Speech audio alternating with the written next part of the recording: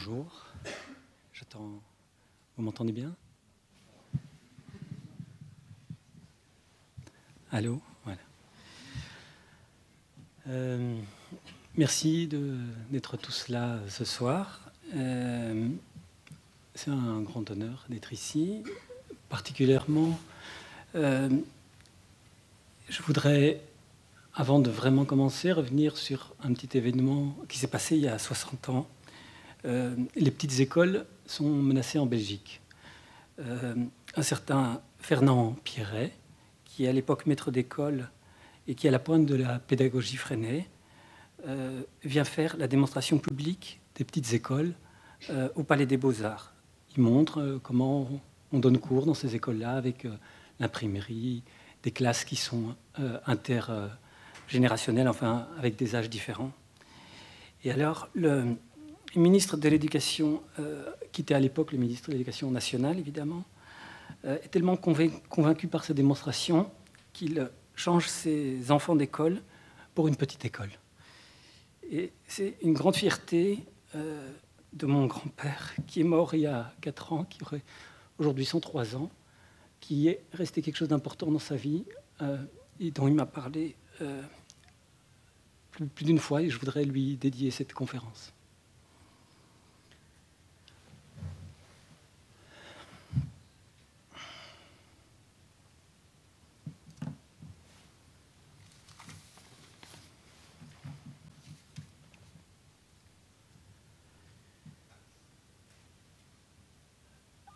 Ce projet cherche à évoquer une complexité de multiplicité.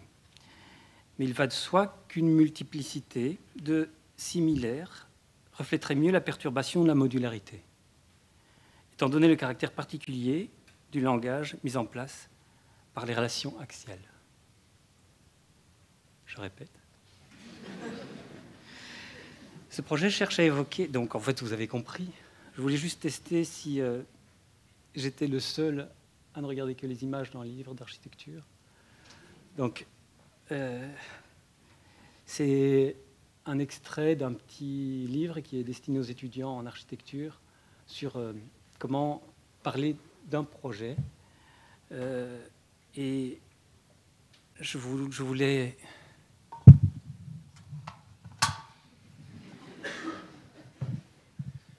J'enlève un peu l'eau.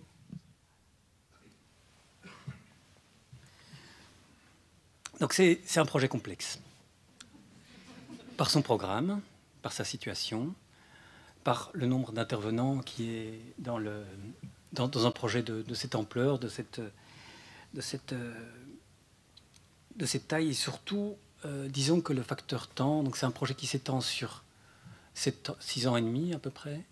Et donc, automatiquement, c'est le rôle de l'architecte, ici, on ne peut pas imaginer que c'est quelqu'un qui peut tout maîtriser. On est plutôt comme un chef d'orchestre.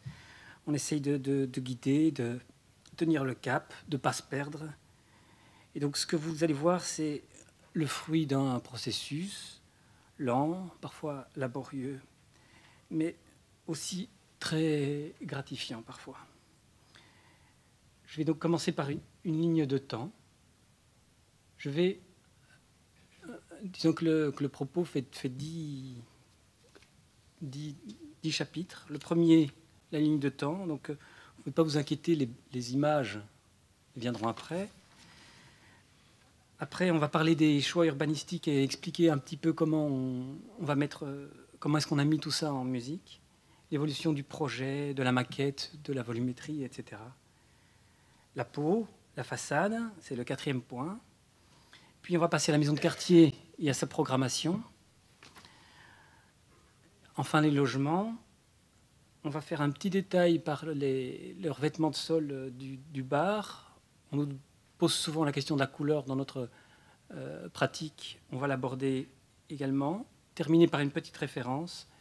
Et à la fin, je vous montrerai un aperçu éclair des projets qui sont, on va dire, dans les cartons actuellement au bureau. Donc, pour bien comprendre, on se trouve en 2004, le contrat de quartier Malibran fait un appel d'offres sur un marché de définition, sur le projet. Le programme est très vague. Et nous, on vient de terminer un marché de définition à la française, comme ils appellent ça, à Le Rebourg, Nancy. Et donc, on sollicite et on fait ça en association avec la Belle Architecture. L'appel d'offres est annulé. Il repart 3 mois plus tard. La donne a changé. Ce n'est plus un marché de définition. Enfin, disons que c'est devenu un marché de définition couplé avec un appel d'offres pour mettre pour de l'architecture, on va dire. Donc, à ce moment-là, on s'associe plus avec la Belle Architecture, mais avec l'Atelier de l'Arbre d'Or, qui est un bureau qui est plus assis que ce qu'on était à l'époque, et encore maintenant d'ailleurs. Et la Belle Architecture devient sous-traitant de notre équipe, et ça nous permet de travailler avec une plus grosse équipe, et donc d'avoir une force de travail beaucoup plus importante. Donc on le remporte, cet appel d'offres. Le 7 juin, il y a la soirée d'avis.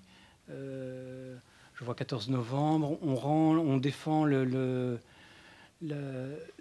projet en décembre 2005, donc, et bon, donc on est lauréat. Là, vous avez l'équipe, hein, donc Anne Droit, Vincent Piret, Cédric Pauler, en association avec l'Atelier d'Arbre d'Or, et puis la Belle Architecture, les paysagistes et le bureau d'études Grèche qui sont sous-traitants. Donc après, il y a toute une partie de processus participatif qui se met en place à partir du projet qu'on a monté, et également des salons sur le trottoir, comme on montre ici. Ce qui est important, c'est que donc en 2008, on crée, enfin important, donc c'est assez remarquable, je dirais, et puis ça a été assez fortement bénéfique pour l'ambiance de travail, on va dire, c'est qu'on met en place un voyage d'études à Gand, et on va visiter avec toute l'équipe, le maître d'ouvrage, les sous-traitants, les co-traitants, etc., des bâtiments de grande qualité architecturale, et ça nous permet de fédérer, disons, tous les intervenants pour leur faire comprendre qu'on cherche à faire une architecture de grande qualité architecturale, on va dire. On continue, on fait il y a une enquête publique, on propose des panneaux qui sont affichés sur le chantier. Tout ça faisait partie de notre démarche. On a le permis et on désigne une entreprise et on se retrouve en 2012 avec la fin de chantier. Donc ça a duré 7 ans.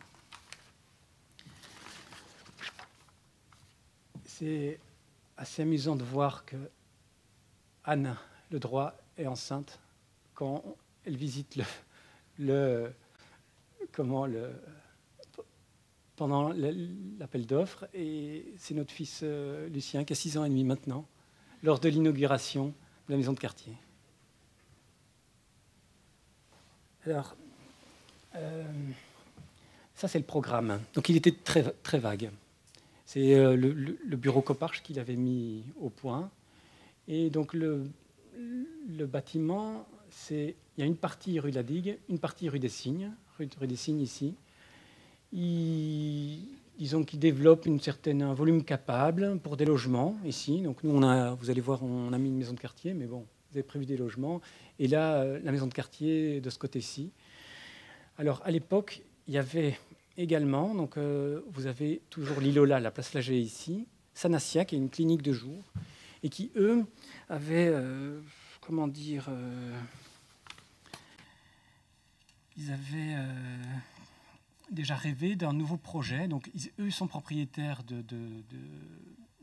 tout le bloc à l'intérieur, et ils avaient un œil sur l'espace vide qui était à droite de leur bâtiment pour pouvoir avoir une meilleure publicité pour leur clinique de jour.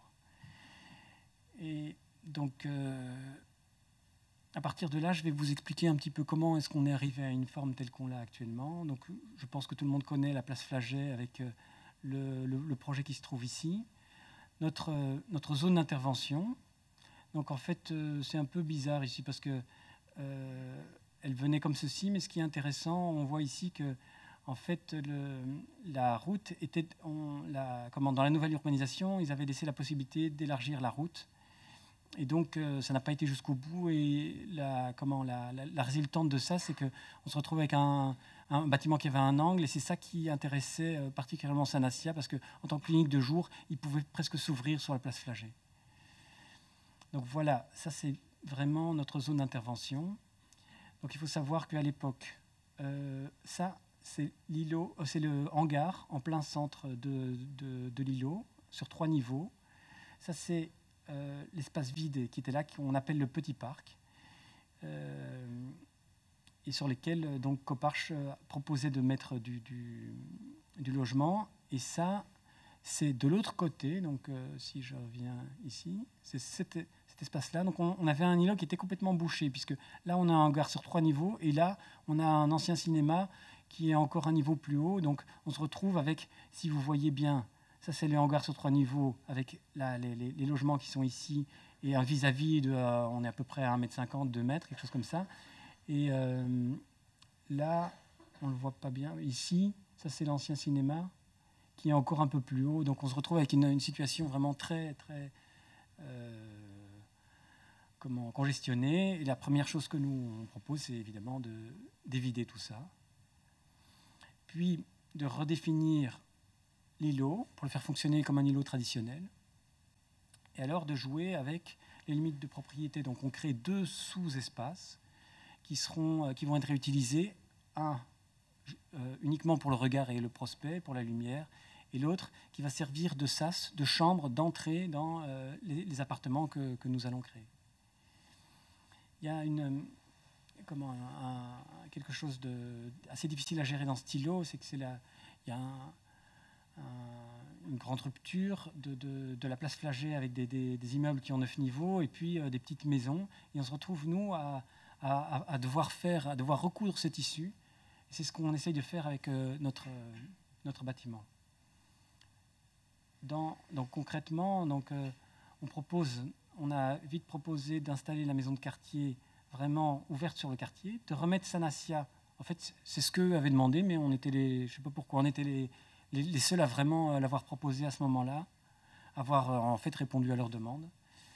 On crée un petit immeuble de logement qu'on appelle le petit logement, hein, qui fonctionnent de façon tout à fait traditionnelle, on va dire, avec un espace arrière, un espace avant. Et on implante l'immeuble de logement principal au centre de l'îlot. Bon, je pense que ça parle de soi.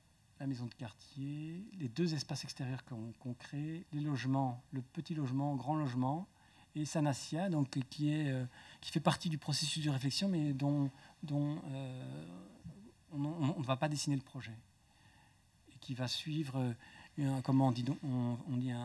un chemin un peu différent, parce que donc c'est un autre architecte, et puis le projet capote, le directeur de Sanassia meurt, ça se revend, et maintenant ça va être des logements. Mais effectivement, actuellement, c'est assez bizarre, parce que leur projet était très avancé, et maintenant c'est de nouveau en chancre.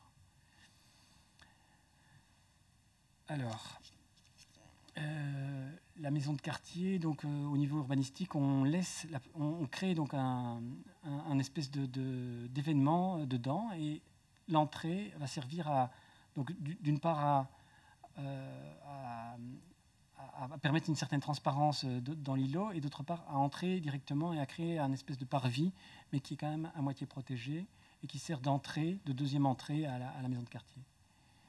Les espaces extérieurs, je vais aller un peu rapidement, avec deux ambiances différentes dont j'en ai déjà parlé. Un travail sur la coupe qui permet de régler l'intimité de ces espaces, puisque donc l'intérieur d'îlot n'est pas public mais collectif, mais c'est un peu particulier parce qu'on se trouve dans un système un peu parisien où on entre dans une espèce de cour qui distribue les logements. Les différentes plantations qui sont proposées. Voilà le jardin, la maison de quartier ici. Alors ça c'est assez intéressant. Donc je reviens en arrière et je montre un petit peu comment on est arrivé à cette forme qui est assez particulière. Donc là, c'est la maison de quartier. On se retrouve avec Sanassia qui est ici. Et dès le début, on propose de venir implanter un bâtiment au centre. Alors que, donc, au niveau urbanistique, il faut savoir que la région est assez...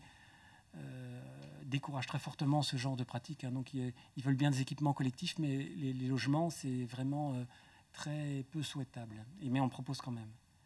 Voilà à quoi ça ressemble, la première esquisse, on va dire. Hein. Et alors, assez rapidement, donc on crée une forme. Au début, ici, on est vraiment encore dans la recherche formelle avec Sanassia qui est ici, une espèce de barre qui vient relier les deux côtés de l'îlot et déjà créer 2 sous-îlots, avec encore un passage ici. Hein. Et voilà, là, on arrive à quelque chose qui ressemble très fort à ce qu'on a actuellement. Donc, cette petite tour, la maison de quartier, les petits logements et Sanassia qu'on propose d'agrandir avec un nouveau bâtiment ici. Voilà donc la maquette du concours. On voit bien ce que je vous ai expliqué. Alors, il va y avoir après tout un ajustement qui va se faire en maquette. Bon, évidemment sur le vocabulaire, mais aussi dans le rapport entre ces 2 sous-îlots, ces 2 intérieurs d'îlots. On avait proposé de monter assez haut ici, d'une part pour faire la liaison entre les petits logements ici et la place Flagey ici, et d'autre part pour pouvoir diminuer ce niveau-ci et créer une plus grande perméabilité ici. Et voilà la maquette, c'est la maquette que vous avez ici. Il y a juste ceci qui a été changé plusieurs fois, et donc ça c'est à peu près la version définitive que vous avez là sous la lumière, et ça c'est donc la première version avec cette petite tour. Ça, voilà, donc ça c'est déjà des essais volumétriques sur ce volume, hein, c'est cette tour avec les différentes hauteurs de la partie basse et de la partie haute.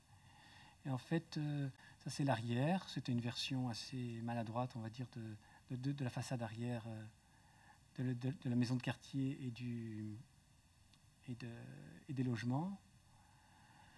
Et on se retrouve ici déjà, donc lors des différents... on va dire, consultation, on s'est rendu compte que nous, on trouvait que c'était assez intéressant, cette perméabilité, mais c'était très mal vécu par les gens d'imaginer un bâtiment un petit peu haut tout de suite. C'était assez difficile, et donc on est arrivé à remonter ce niveau-là et rabaisser celui-ci. Et on a là la volumétrie qui se rapproche fort de ce qu'on a actuellement.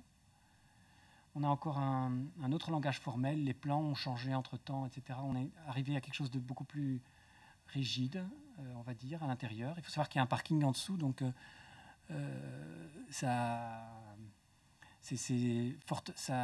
régule fortement le plan, le fait qu'on ait une structure qui doive descendre jusque dans le parking. Voilà, ça c'est le bâtiment actuel. Alors on voit c'est sa façade très régulière, mais en même temps un petit peu particulière. Donc là on arrive vraiment dans la solution actuelle. La maquette pour le permis. Là on était au 200e, on passe au 50e. Des essais où on voit bien qu'on réfléchit à l'alignement qui est repris par ces beaux windows et l'espèce de croc qui vient inviter. Ça, c'est des maquettes encore à plus grande échelle avec le bar et l'aménagement qu'on a fait au rez-de-chaussée, le passage, le mobilier qu'on commence à dessiner, la vitrine qui est en même temps un meuble dans lequel on peut s'asseoir et qui va permettre de faire une interface plus domestique entre la maison de quartier et son accueil, son bar et l'extérieur. On en arrive à les façades, la formalisation de tout ça. Donc c'est un langage très abstrait, on va dire, carrément même parfois un peu avec des connotations un peu brutalistes, mais à notre sens, c'est resté quand même relativement doux. D'une part, donc, sur les sur les façades et qui sont en briques, on a fait un travail de mode et nature. On a repris un tissu. Donc c'est des choses qui sont fort présentes dans le quartier, qui date du début du XXe siècle, avec ces briques vernissées, ces décorations, etc. Et voilà, ça c'est en face à peu près. L'autre c'était 2 rues plus loin. Enfin, on travaille dans cet esprit, on va dire art nouveau ou art déco, je ne sais pas très bien comment l'appeler, éclectique, mais avec une réinterprétation contemporaine de ce langage. Donc on va utiliser la brique, qui est un matériau en même temps assez banal, mais en même temps qui est assez noble, qui est fort présente. Et ce qui est intéressant aussi, c'est le côté... Alors, dans les membres du jury, il y avait un commentaire de Christian Kikens qui parlait de notre projet et il disait que c'était un projet Casbah. Et alors, pourquoi je montre cette photo-là? C'est en fait Casbah parce que c'est un projet qui est quand même relativement fragmenté ou morcelé. Et il trouvait que ça avait comme qualité, et je pense qu'il y a quelque chose de ça, de respecter. Donc c'est un ensemble quand même assez important, mais dont la géométrie est composée de facettes qui font référence à la façon, on va dire, traditionnelle de créer cette ville, qui sont une série de petites facettes de maisons mitoyennes de 5, 6, 7 ou 8 mètres, qui ont des identités chaque fois qui sont particulières. Et donc on voit dans notre intervention avec un bâtiment d'un côté et un bâtiment de l'autre côté, et ces briques vernissées qui ne sont présentes que sur l'extérieur de l'îlot, exactement comme les maisons qui utilisent ce genre de briques décoratives, où l'intérieur de l'îlot est travaillé de façon plus, on va dire, moins luxueuse ou quelque chose de ce type-là. Donc ça, c'est ce que je reviens à ce jeu de fragmentation, hein, ou Casbah, avec ces facettes qui viennent découper, morceler l'ensemble et qui, oui, quelque part, jouent de la masse. Hein. C'est quand même une opération qui va traverser tout l'îlot et qui... à une échelle qui se veut presque une échelle de maison entre mitoyens en quelque sorte. Et donc ce projet, là je parlais de cette fragmentation, de cette échelle qu'on a voulu traiter. Ce qui est intéressant aussi, c'est que donc elle est clairement... Donc je parlais de cette petite échelle, mais c'est aussi un projet qui s'affirme en tant que tel, avec des façades qui sont très régulières, qui disent, voilà, on est dans l'espace public, on fait de l'architecture contemporaine, on est là, on réinterprète son langage de répétition, de fenêtres verticales, etc., mais dans un jeu formel, abstrait, très fort visuellement.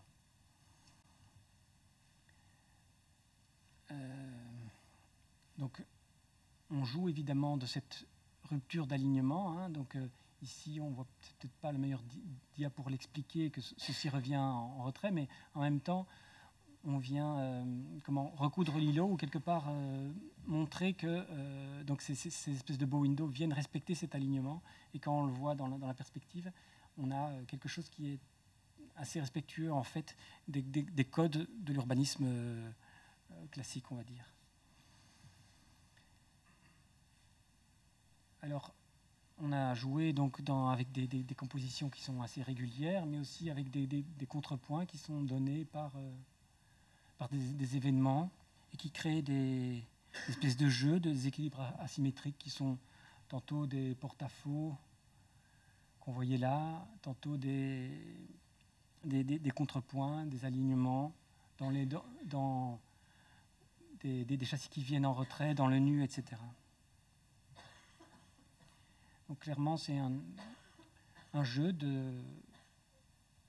d'architecture, bien sûr, mais qui utilise l'ordre et qui en même temps essaye de s'en jouer. C'est-à-dire que chaque facette a des fenêtres qui sont régulières, donc qui sont placées sur une diagonale, mais en même temps, à chaque changement de direction, on change de rythme. Les fenêtres qui sont assez serrées ici deviennent plus espacées là, mais sans montrer la fonction intérieure. Donc on est dans l'architecture qui est assez classique. On n'est pas du tout dans quelque chose de moderniste qui veut montrer la fonction, etc. Par contre, ce qui est très différent dans ça par rapport à une architecture moderniste ou brutaliste, etc., il y a un travail vraiment sur l'échelle du piéton, avec des socles qui sont fortement soignés et qui permettent de rendre ces bâtiments vraiment, de les intégrer dans la ville. Donc d'une part avec cette vitrine qui est en même temps un banc dans lequel on peut s'asseoir et communiquer avec l'extérieur et l'intérieur, et aussi par un soubassement qui est fort soigné de briques et de ferronnerie. Si on veut utiliser des mots de style ou je ne sais pas quoi, c'est là que peut-être on pourrait utiliser le mot post-brutaliste ou quelque chose de ce type-là. Je ne sais pas si ça a beaucoup d'importance, mais bon. Alors, la maison de quartier, donc ce qui était intéressant, donc on est au chapitre 5, on est à la moitié. Donc, le projet était très vague au niveau du programme. Et donc, nous, on a proposé des espaces très différents, de façon assez précise, 5 types d'espaces différents, plus une circulation, et des espaces pour pouvoir accueillir mais une maison de quartier dont on ne connaissait pas encore le fonctionnement, puisqu'elle n'existait pas. Donc, il y a le bar accueil, atelier, salle polyvalente, des espaces groupes. Donc c'est plutôt des locaux type bureau et classe. Et puis espace activité sportive avec la terrasse.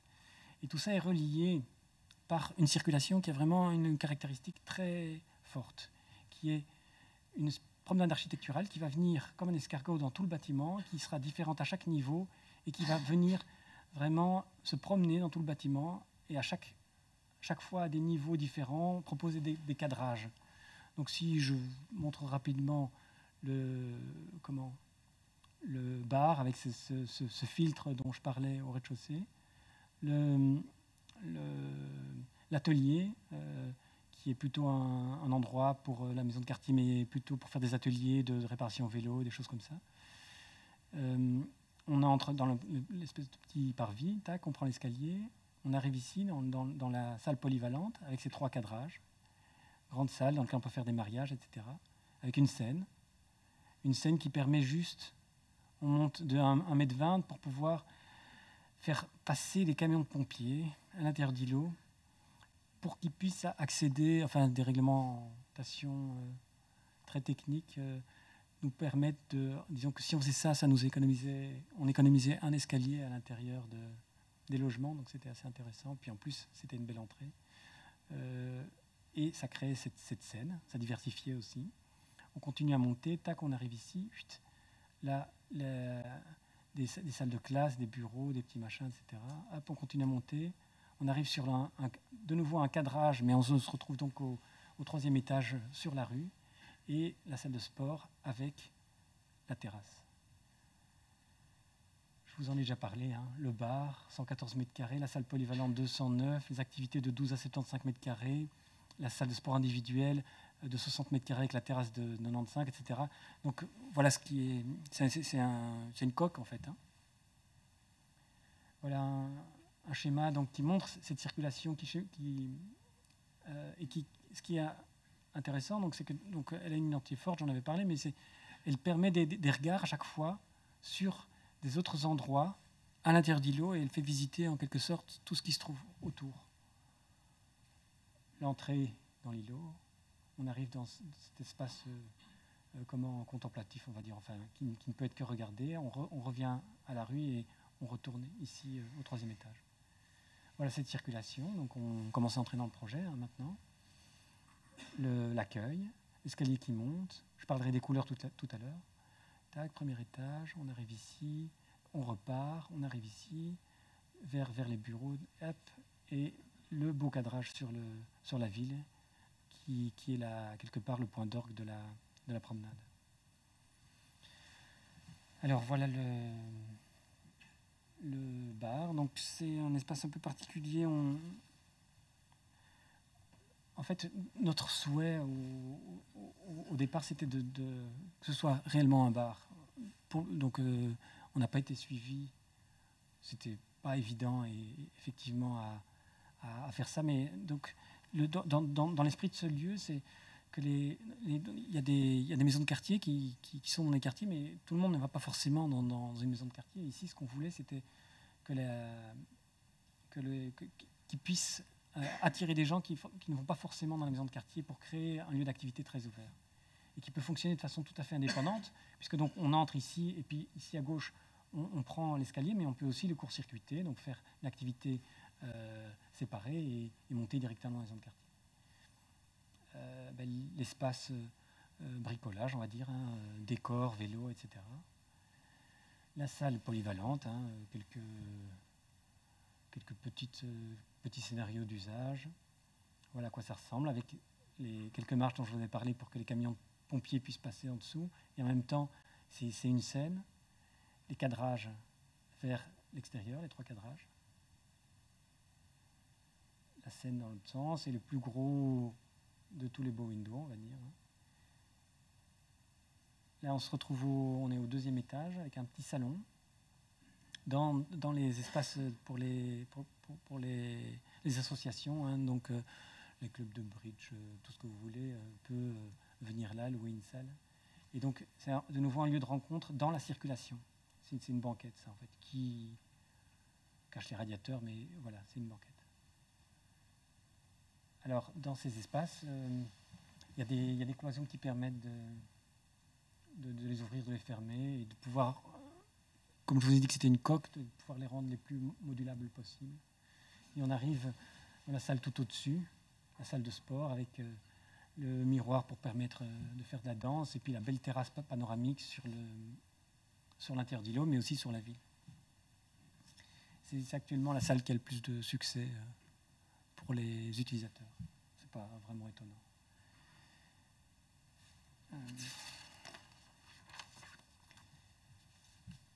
Alors elle est là, des vestiaires pour pouvoir faire du sport, et surtout cette terrasse, quoi, qui est vraiment...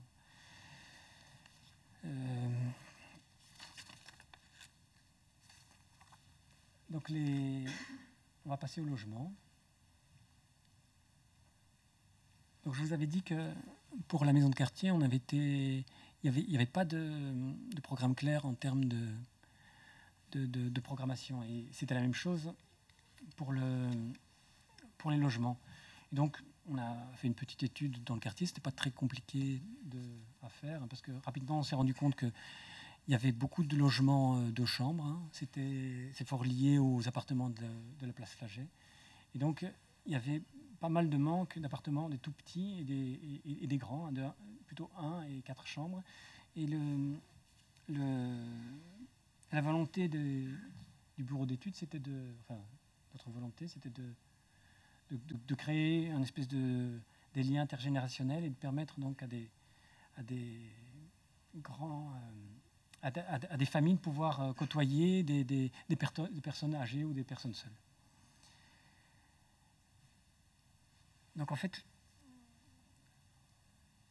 grâce à l'implantation assez fine, ça nous a permis d'avoir des logements. On tenait à une série de caractéristiques dans ces logements qui soient tous traversants, donc que le séjour puisse avoir de la lumière des 2 côtés. On avait des chambres qui pouvaient être utilisées comme extension du séjour, des cuisines suffisamment grandes pour être mangées, dans lesquelles on puisse manger, des sanitaires éclairés naturellement, ce qui est souvent assez rare, des terrasses, etc. Alors, on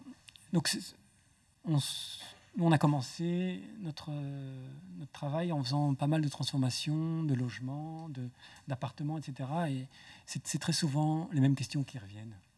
Donc, souvent, les espaces de distribution sont quand les gens transforment leur logement réapproprié dans les espaces de vie. Donc en fait, ce qu'on a fait directement, là, on a essayé de limiter au maximum les espaces de distribution et utiliser les espaces de vie pour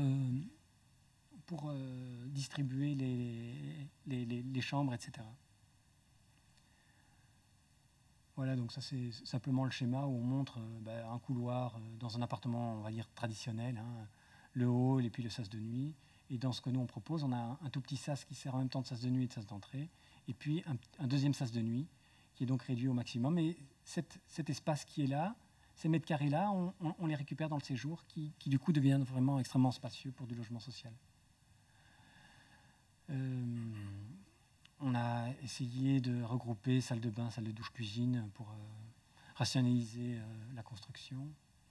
Voilà un petit peu à quoi ressemblent ces plans. Donc on se retrouve avec des tranches. Hein. Donc c'est ce dont je vous parlais. On entre. Tout ça est vraiment extrêmement rationnel. Hein. Toutes ces distributions sont réduites vraiment au maximum pour pouvoir avoir un énorme séjour. C'est une grande cuisine, salle de bain avec la lumière naturelle, les chambres et puis le débarras. Même chose de l'autre côté. Les petits logements, c'est intéressant parce que, à notre sens, c'est probablement là que la qualité architecturale est peut-être la plus présente. Hein. C'est de façon un peu paradoxale dans les plus petits logements, avec la façade à rue qui est complètement dégagée et cette grande séquence d'ouverture qui donne une perspective très particulière. Et grâce à des portes coulissantes qu'on met ici, on peut en même temps ouvrir et fonctionner comme un studio qui tourne autour d'un espace technique, mais aussi de façon traditionnelle avec une chambre et un petit séjour.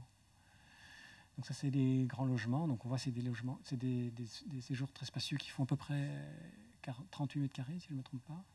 Donc on est à peu près au double du minimum social. Les grandes cuisines et cette pièce en plus qui peut servir ou comme chambre ou comme extension de séjour. La terrasse, la séquence de fenêtres dont je parlais. Les distributions qui sont éclairées naturellement dans le petit duplex en haut. Aussi, voilà, les salles de bain éclairées naturellement. Les espaces aussi. On arrive donc ce qui est aussi assez particulier, c'est qu'on entre donc dans ces logements par un espace commun, donc un espace vert commun, et qui est fait pour favoriser les rencontres. Donc les murets ont des fruits particuliers, mais aussi des hauteurs qui font qu'on peut les utiliser comme bancs pour favoriser les relations sociales. Je vais parler un peu du revêtement de sol du bar. Ça peut paraître anecdotique, mais c'est quand même intéressant. Donc il y a quelques années, on a fait l'extension d'une maison. Il y avait ces beaux carrelages très intéressants qui étaient existants, qu'on a réparés dans la maison. Et dans l'extension qu'on a fait, qui est tout en verre, mais on a réutilisé un carrelage contemporain et on en a fait, une espèce de motif géométrique, un peu décalé, en même temps contemporain, mais pas vraiment. Il y a quelque chose d'un peu classique. Et qu'on a proposé d'abord, donc dans le bar. Et assez bizarrement, ça a été assez mal perçu. Et donc,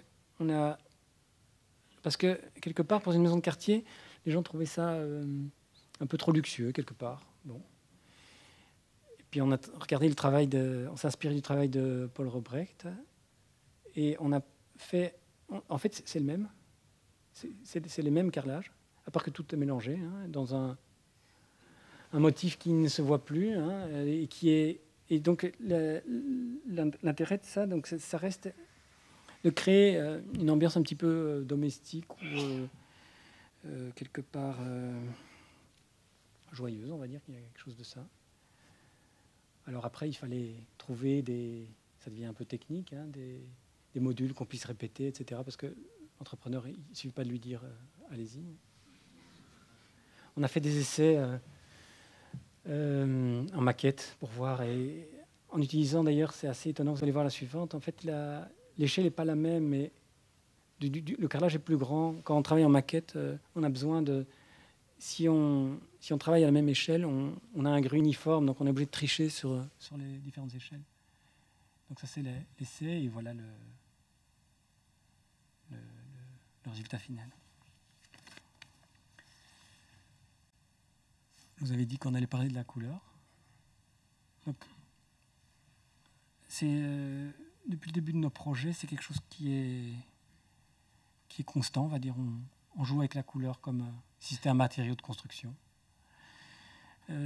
Souvent avec un fond neutre, et puis avec des petites touches qui, elles, viennent mettre des contrastes. On est dans l'un de nos tout premiers projets, 1999, un loft, un autre loft, avec des parois orange, un plafond rouge, etc. Et donc ici, on a... c'est le plan de la... C'est de nouveau assez technique, mais je voulais mettre ça en traduction parce que c'est des tâches qui viennent ponctuer cette circulation. Donc, c'est un projet qui essaye de travailler sur cet espace qui est très particulier et vient signaler les entrées et mettre en valeur cet espace en escargot de la maison de quartier. Et donc, on a chaque fois donc 3 couleurs particulières, hein, un cyan, un jaune, un magenta. Et le cyan vient marquer l'entrée de la salle polyvalente et qui vient comme il se décale en mouvement. Quelque part, on peut continuer à monter, mais là, il y a déjà le foyer qui était là. On arrive ici, et là, on a quelque chose de plus plat, hein, de plus... C'est le jaune qui vient indiquer les petites salles, mais qui continue au-delà, pour montrer que la circulation continue encore. Hein. On arrive dans cet espace assez spectaculaire, qui est ici, on peut voir en fait, donc dans tous ces espaces, on a travaillé sur un béton gris, et murs, plafond, garde-corps, etc. sont dans le même gris que le béton, pour essayer de rendre les choses les plus uniformes et neutres possibles, pour que ces couleurs puissent se détacher. Et là, on arrive à la fin. Donc, c'est l'aboutissement, hein, du parcours, et avec le cadrage, avec la fenêtre finale sur la promenade. J'ai bientôt fini. Hein. Si vous avez faim, vous allez bientôt pouvoir partir. Je voulais juste parler d'une référence, d'un projet que vous allez certainement reconnaître. Hein. Donc c'est un des chefs-d'œuvre du brutalisme de Breuer, le musée à New York, le musée Whitney, avec cette architecture des années 50. Je voulais en parler parce qu'on a commencé la conférence avec un petit rappel, 60 ans en arrière. Ici, on est 50 ans, un demi-siècle plus tôt. On voit qu'il n'y a rien qui s'invente vraiment. Des reflets dans des beaux windows. Enfin bon, je vous laisse. Ça parle de Marcel Breuer. C'est fini. Hein, donc, je voulais juste vous montrer, avant que vous partiez, les projets qui ne sont pas encore sur le site, qui sont dans les cartons pour le moment. Encore un travail sur le béton, peut-être une référence à Breuer, mais une crèche à Saint-Gilles. Je fais montre très rapidement. Le guichet du développement durable, toujours à Saint-Gilles. Avec une petite salle de nouveau une salle de cours, une façade très géométrique, très régulière. Un espace public rue des Vieillards, avec un travail aussi sur la mode des natures et les petits inserts de matériaux différents. Une rénovation de logement social dans les Marolles. On espère un centre sportif à Senef avec une série de bâtiments, une voilerie, un hall de sport, un restaurant. On espère que ça va se débloquer. Et la rénovation d'un bâtiment administratif.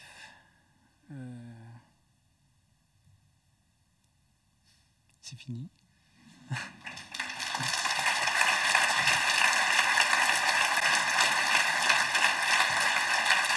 Je voudrais, si vous voulez bien, que vous applaudissiez aussi Cédric Paulet qui a fait le chantier du bâtiment.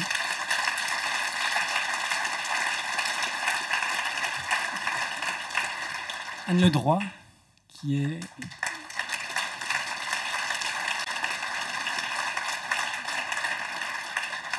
tous les collaborateurs qui ont travaillé avec nous. Alors, j'ai vu qu'il y avait Aurélie, David, Quentin, Hélène. Il y a Anna qui n'est pas là, qui a travaillé sur le projet aussi.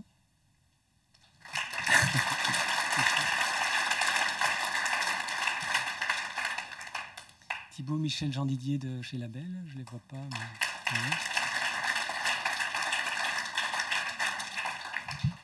Camille, Nadia, Julie, Isabelle, Daniel, toute l'équipe de la maison du contrat de quartier Malibran et de Belle-Iris. J'ai vu Patricia, Dieter. Ils sont là, je crois. Je ne les vois plus. Voilà, c'est ça.